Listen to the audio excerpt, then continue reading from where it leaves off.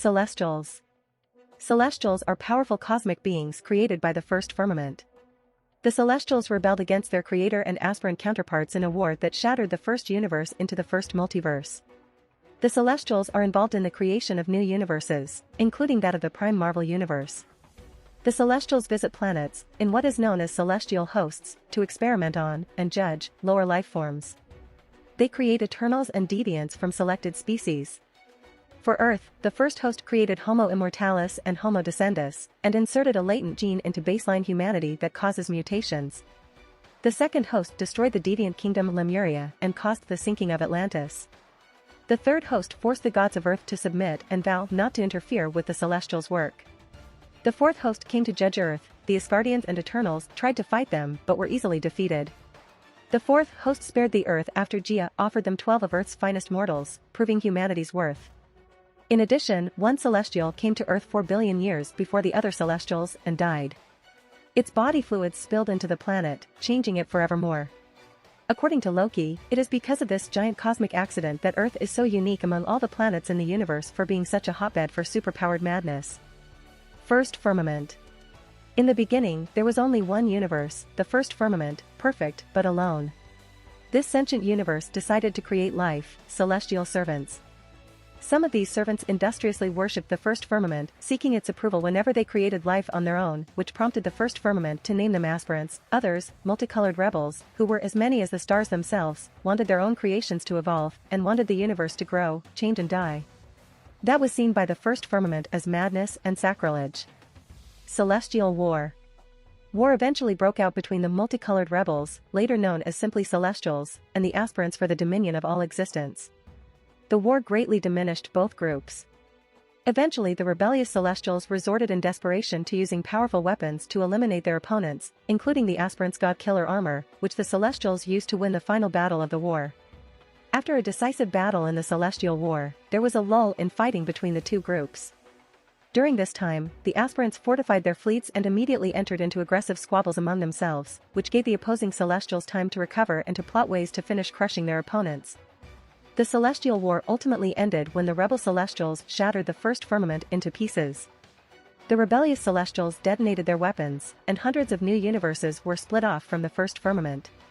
The First Firmament fled along with the remaining aspirants, and the new universes formed a collective entity called the Second Cosmos, which was the first multiverse. Exterminators. Desiring to balance creation with destruction, the Celestials gave life to the primordial darkness, creating abominations called exterminators. They eventually grew too powerful for the Celestials to control and turned on them. The Celestials imprisoned the exterminators in one of the newly created universes lest they devour the newly created multiverse itself. Ancient interactions. Colonization of the Second Cosmos and creating the Beyonders. The Second Cosmos, or Second Infinity, was colonized by the rebel Celestials. These Celestials evolved their own servitors whom they came to call Omegas, a name given to them to signal opposition to the First Firmament, who was the Alpha, beginning. After the Second Cosmos ended and became the Third Cosmos, the Celestials moved on to the Third Cosmos while the Omegas stayed outside, becoming then known as the Beyonders, among other names. Creation of the Seventh Cosmos and encountering Null. Upon entering the abyss left by the destruction of the Sixth Universe, they filled it with the Seventh Universe. However, they encountered Null, a primordial god of darkness who had ruled over that abyss. Enraged, Null attacked and decapitated a Celestial using a sword of living darkness, and began a war against the Celestials and their creations. The body and soul of the felled Celestial were bound to Null and trapped in the realm between, while the severed head was turned into the mining city and space station of Nowhere. Infinity Stones. The Celestials were responsible for sending the Infinity Stones to their respective universes. The Watchers. In opposition to the Celestials' apparent agenda were the Watchers. Having sworn an oath of non-interference in species younger than themselves, the Watchers found the Celestials' genetic engineering of such species to be the antithesis of what they believed in. Thus, the Watchers and the Celestials were in a non-confrontational conflict for billions of years. As Watchers do not act. Black Vortex. An object called the Black Vortex was created 12 billion years ago by the Celestial named Godhead. Godhead created the Black Vortex after an individual named Gera from the alien Viscardi species expressed to the cosmic being her species' desire to explore beyond their race's current potential. Gera was the first of the Viscardi to use the Black Vortex and gain enormous power. 1 year later, a war among the Viscardi left Gaia as the sole survivor of her species. Interest in Earth. The progenitor and the fallen. 4 billion years ago, a celestial referred to as the progenitor crashed onto Earth after it was infected by the parasitic race known as Horde. The progenitor died a sad, lonely death, and its body was buried within the Earth below the North Pole. The celestial's diseased body fluids seeped into the Earth and percolated through the planet's primeval surface, forever altering the Earth's evolutionary trajectory. This process ultimately gave rise to the superhuman abnormalities present in many of Earth's inhabitants. 1 million years ago, a celestial named Zgreb the Aspirant came to Earth in search for the progenitor. Zgreb found the progenitor and became infected with the Horde. However, the Horde mutated him into a rabid dark celestial, the first of its kind. Zgreb went berserk and entered into conflict with the Avengers of the Stone Age. They defeated the weakened and sickly Zgreb and buried it underground in the territory that would become South Africa in modern times. The first host. The loss of the 2 celestials drew the attention of the rest of their kind, and a sizable group of celestials came to Earth to perform the experiment known as the first host. The Stone Age Avengers tried to fight the visitors, but they were soundly defeated. To look after the result of the contagion, the first host of celestials then genetically engineered 100 Eternals, Homo Immortalis. In addition to that, they also created 100 grotesque deviants, Homo Descendus, and developed the X gene that would eventually give rise to mutants. The monoliths. After the creation of these species, the Celestials created the mysterious objects known as black monoliths to help record vast amounts of data over the centuries. Numerous humans interacted with these black monoliths over the centuries. The second host and the Great Cataclysm. Unlike the Eternals, the Deviants' population reached great numbers in a few millennia and took over the world, enslaving humanity. The Eternals tried to fight them, but soon they were forced to call the Celestials for help. When the second host of Celestials finally arrived on Earth, they were attacked by the Deviants, led by Emperor Frog. Seeing a world fallen into chaos, the Celestials soon delivered their judgment and wiped out most of the Deviants. In the process, they caused Lemuria and Atlantis to sink all the way to the bottom of the ocean floor. Around this time, the Celestial by the name of Erishem came into conflict with fellow Celestial Tiamat, who would later become known as the Dreaming Celestial. The conflict ended with the defeat and burial of Tiamat under what would later become Northern California, near San Francisco. Celestial Contract. At some point in ancient history, the Celestial known as Essen the Searcher used telepathy to communicate with the Egyptian warlord named Ensabanur. Essen struck a deal with Ensabanur, giving him the technology to build great, complex ships that would allow the warlord to shape the destiny of the world. Essen also gave Ensabanur the title of Apocalypse and stated that one day, maybe in centuries or millennia, the Celestials would come for payments for their gifts. First century. The Celestial Madonna, an apparent female Celestial, appeared in 114 AD at the palace of Zheng Heng, a member of the Brotherhood of the Shield in Luoyang. Zheng went to her, and revealed him the existence of the celestial egg existing within Earth, and revealed as well that she was carrying a child, something new/unique/forbidden. That birth would destroy her in any case, but would need nourishment. As she was hesitating between using Earth, causing quick extinction, or the Moon, with cataclysmic consequences on Earth, Zheng Heng proposed an alternative: the Sun bathing herself in the Earth's sun. She was destroyed while her progeny was found by Leonardo da Vinci in 1956. The third host. The third host came to Earth about 1,000 years ago. Once again, the Celestials moved across the globe experimenting and testing their handiwork. Wary of the intervention of these alien gods, Odin Borson convened a gathering of all the known sky gods like himself and chose 3 of their number to meet with the Celestials. Odin, Zeus Panhellenios, and Vishnu confronted Erishem, but Erishem was unfazed by their assault. Erishem then attacked the gods' home dimensions, and proved that it alone had the power to cut off each and every pantheon from Earth. This led to all the Skyfathers pledging to not interfere with the Celestials for 1,000 years. 11th century. In 1013, Apocalypse came to Scandinavia to kill on the Council of Rama-Tut, who informed him of beings and ancestors of people who would cause a threat to him in the future. After defeating Thor, he went to London and sent his 4 horsemen, pestilence/phantom bats of the 12 Mines, war, Native American famine, and death, to kill Folkburn Logan, ancestor of Wolverine, but they were all destroyed by Thor. Thor faced off with Ensabanur. He was defeated. Seeking revenge, Thor blessed Jarmjorn with his own blood to imbue it with the power to pierce celestial armor. Not willing to accept defeat, Apocalypse destroyed his celestial pyramid ship in a failed attempt to kill Thor. The Celestial Ship and the Traveler. In the mid-12th century Holoshan mountains of northern Mongolia, Nur heard of a ruler, a feared immortal magician, whose magics are such that legions ran in fright. In a confrontation, Nur slew all of Garbashin's guards. Garbashin then sought to humble his fellow forever walker, by revealing the secret titanic alien vessel.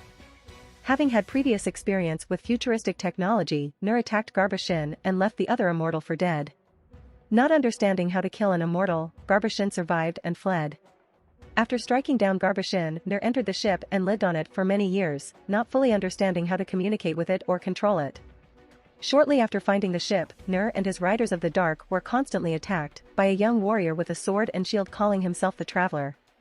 After years of sending assassins and battling the Traveler, Nur severed Traveler's left cybernetic arm and, during the confusion, the Traveler pulled a gun and shot him in the head. After reattaching his techno-organic arm, Traveler was accepted as the new leader of the Riders of the Dark, but declined. Traveler turned to Ozymandias and instructed him to remember that there will always be someone smarter and stronger around and that being fit to survive means to have the responsibility to help those who are not. Unaware to the Traveler, his techno-organic infected blood mixed with Nur's, as he wiped Nur's blood on Ozymandias. Ozymandias had Nur's dead body brought to the alien ship, hoping that its technology could heal him, and Traveler arrived, to ambush a caravan of advanced technology. Traveler explained to Ozymandias that the ship was actually a celestial transport for a highly advanced alien race, a sentient exploratory device, and entered the ship. Inside, Traveler learned that his blood, mixed with the techno-organic virus, and Nur's resurrected Nur and, infected with the virus, allowed Nur to understand ship. Nur was transformed and enhanced by celestial technology, becoming one of the most powerful beings who would ever live, now possessing the ability of total control over the molecular structure of his body. Angry at the revelation, Traveler told Nur that if he was responsible for his immortality, he would make Nur spend eternity far away from there and sent both ship and its passenger far into space. Over the next few centuries, ship's sentience slowly evolved and Nur noticed, but enslaved it, telling ship that he had created it. After gaining so much power, Nur also began to take long slumbers in ship and to refuel his powers. Biology. Appearance. The Celestials usually appear as massive armor-clad humanoids of enormous size, with most of them standing 2,000 feet, 610 meters, in height and some even larger. Exetar stands over 20,000 feet high. Each varies in color and design, which is very elaborate in some individuals. Each has one head, 2 arms and 2 legs, indistinct features on their helmets sometimes exhibiting 2 eyes, sometimes more, sometimes none. The designs on their armor are of a practical nature and each serves a function of one kind or another, Arshiam's formula of judgment on its thumb for example. Many, but not all, also have great equipment on their backs or carry great staffs capable of breaking down and reconstructing all forms of energy and matter or lay waste of entire continents. It has been reported that the Celestials' bodies are modular, made up of thousands of varied objects and beings. It has also been reported that they may combine to create larger more powerful amalgams and can animate severed limbs and even their computerware is sentient. Armor. Allegedly, no one has even seen a Celestial without armor. A theory from scientists is that they exist in hyperspace, while their armors are simply channels allowing them to interact in the regular plane of reality. Ikaris claimed that Celestials' armor are their casing which they use to interact with the physical world. Celestials' armor can be taken off. After the dreaming Celestial took off his helmet, he revealed his glowing face. On Earth 90266, it was stated that the armors worked on willpower and were controlled by thoughts. Internal anatomy. Their interior is comprised of black biomechanical matter which is capable of absorbing the souls of their experiments, such as the Eternals, in order to sustain themselves. The Celestials also have a variety of internal defenses, such as armored behemoths, jellyfish-like antibodies, and winged and tentacled creatures which swarm in great numbers while firing powerful blasts from their single eye. Origins and replication/reproduction. Celestial eggs within planets. It was stated by the Celestial Madonna that Earth and many other worlds were implanted with a celestial egg/embryo at their center, gestating for millions of years before birthing and consuming the planet. Similar processes was witnessed in Earth 9997 and other realities. This process of reproduction is seemingly the rule, but not the only way Celestials come into being. Gestation within Celestials. The Celestial Madonna was herself carrying a Celestial, something she considered new/unique/forbidden. The process/cycle/function of replication/reproduction was assured to cause the mother's death and required suitable nourishment, who could be found in Earth, the Moon, causing their destruction, or the Sun. The infant Celestial, dubbed the Star Child, was stated to be a variant Celestial. Black Galaxy. For millions of years, the Black Galaxy was a universal curiosity, an area of space composed entirely of biological matter. In recent times, it was revealed to be the birth crash of a new celestial. A red celestial oversaw the process, using armored capsules to assemble the full armor of a new celestial. The bodies of Eric Masterson and Hercules were incorporated into this mixture. Also, a sphere of pure white energy became the center point for the celestial's creation. When the alleged celestial slayer called Stellaris made a kamikaze run on the white sphere, her megaton impact triggered the final birthing process. The white sphere expanded to encompass the entire Black Galaxy, then contracted back to its original size, pulling the biomatter of the entire galaxy back into that point, leaving behind light years of completely empty space. The compressed bioverse of the sphere and the assembled celestial armor combined to produce a new and unnamed blue celestial. The Rigelian analyzer proffered that the Celestials may have created the Black Galaxy or merely commandeered it, and that the supposedly antagonistic Stellaris was both a necessary part of the birth process and encased in living armor identical to the Celestials. Planetary uni-minds. According to Varroa's insight, the Celestials are uni-minds of entire planets clad in armors. That theory led her to create the panhuman uni-mind, for it to be put by the young gods into an armor as the Celestial Terran. It is unknown if that is true, though Macquarie expressed doubt and Legba hinted it wasn't true. Mutant Kron evolved beyond. On Earth 92131, the race now known as the Kron developed individuals who could be referred as mutants. That species of cosmic mutants then evolved a step beyond mutants, becoming the Celestials.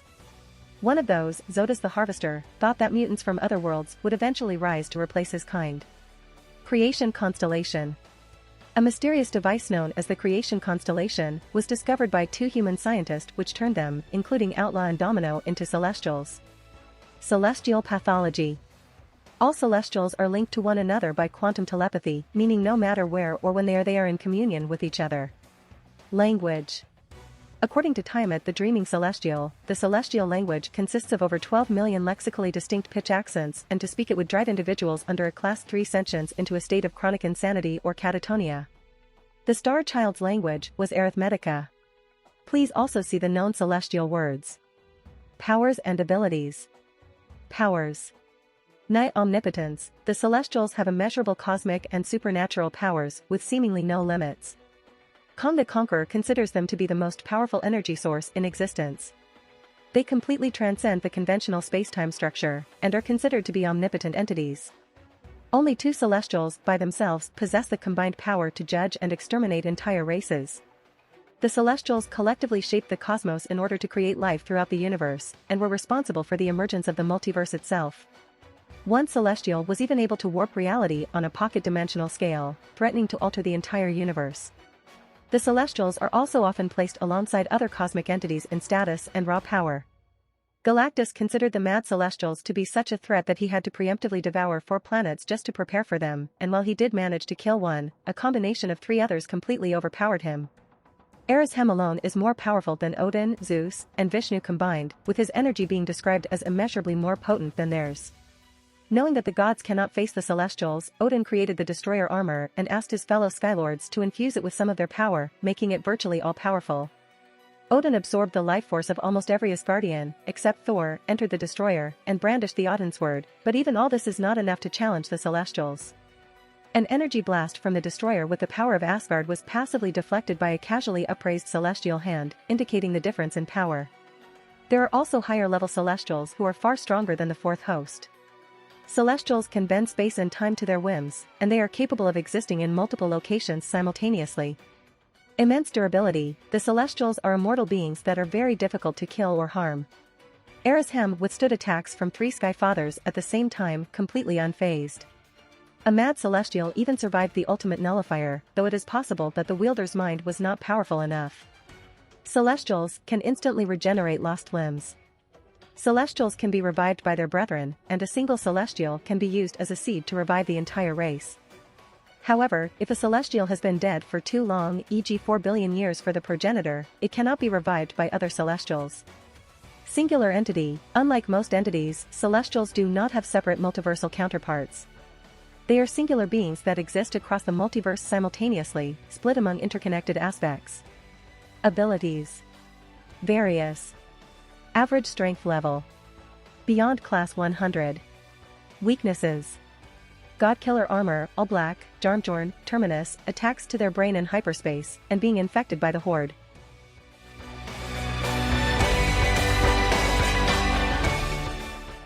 If you like this content, don't forget to like and subscribe. See you later, bye bye.